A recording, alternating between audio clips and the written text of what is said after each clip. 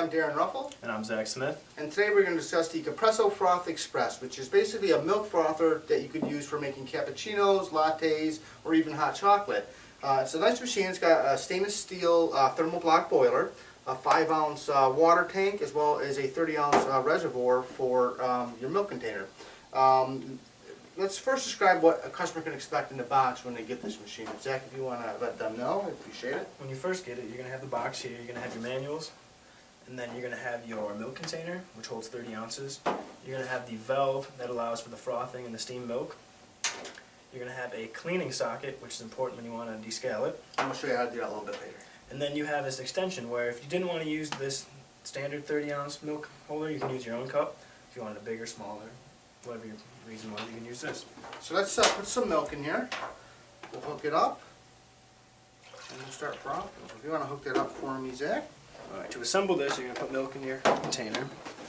The valve gets slid into this hole, and then from there it's going to slide right into here. You're going to make sure all that's pushed up and it's tight, and then you're good to go.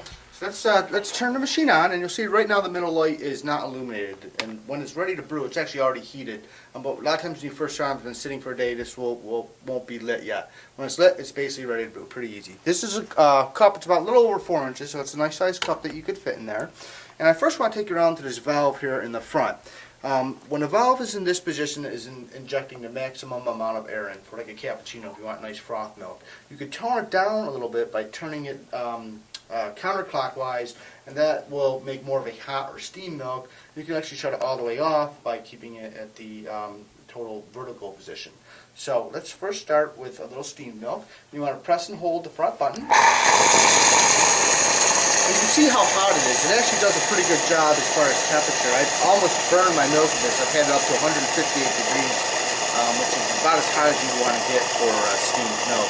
So right now we have a nice steamed hot milk coming out. And to inject some more air in it for that nice froth that you would want with a cappuccino, you simply turn it on like so, and you can actually hear the change in pitch. And you want to let go of the knob about 10 seconds before you want it to stop brewing, because it'll continue to brew a little bit like so.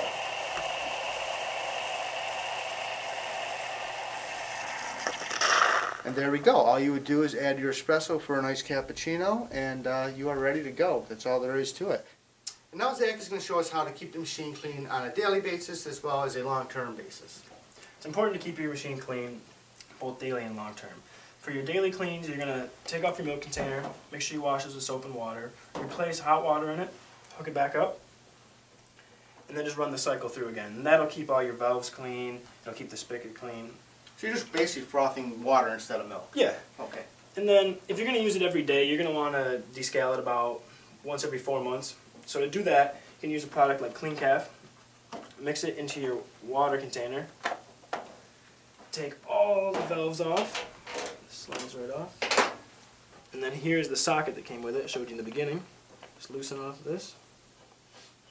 It just unscrews? Yep. You're going to need a bigger cup for this, preferably a wider opening. And then you're just going to have to push this down. You're going to let it run about 30 to 45 seconds. I'm just going to do it real fast to show you what it's going to be like.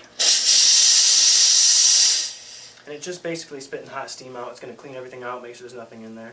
Okay. It will help loosen up any deposits in the water to make sure it stays nice and flush and doesn't get caked in the boiler eventually.